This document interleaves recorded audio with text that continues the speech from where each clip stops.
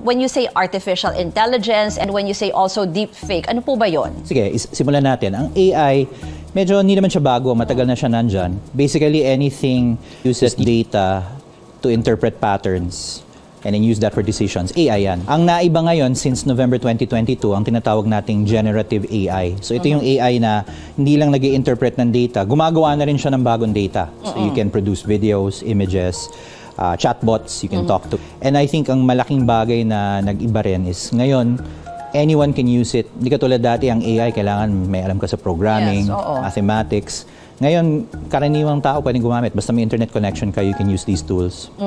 And then when you say deep fake, kasi parang sinasabi nga, no, nung pina-preview ko itong video na ginawa sa akin, ay deep fake daw po ito. Ano bang definition and yung proseso ho sa paggawa ng ganyang klase ng mga video? Okay, ang deep fake, dalawang terms yan deep learning tsaka fake video or fake image.